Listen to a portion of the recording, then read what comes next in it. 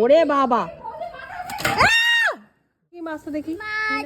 হবে টক ঝোল, ঝাল হবে, চিংড়ি মাছ। মিথ্যে কথা বলছে, সকালবেলা ঘুম থেকে উঠেই বলে কি 8টার মধ্যে ঢুকবো, ঢুকে 9টার সময় ঢুকে যাবে, 9টা বাজে চলে এসছে মাছ নিয়ে। মন্টুদা দেখি তোমার মাছ কি আছে? একদম বাছাই মাছ দিয়েছি সব কটা। কত করে গো পাবদা? 400 টাকা করে, আমি বেশি বলবো না। ওরে বাবা, দেখো খালি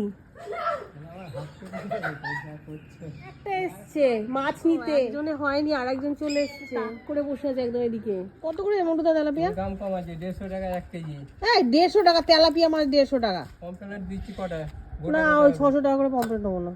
কেনা দামটা দেবেন তো 550 টাকা। আর এইদিকে মহারানী বসে আছি, কখন মাছটা ছো মেরে নিয়ে যাবে এখান থেকে। আমার বাড়িতে বসে আমার মাছ নিয়ে যাবি না? মাছ কিনবো না করে এতগুলো মাছ কেনা হয়ে গেল। তেলাপিয়া ভালো, সবই ভালো। সব ভালো, সব নিতে হবে। মাছগুলো নিয়ে ধুতে বসেছে, সকাল সকাল এক গাদা মাছ কেনা হয়ে গেছে। সব ফ্রিজে রেখে খাবো, কিন্তু নেশায় কেনা হয়ে গেছে।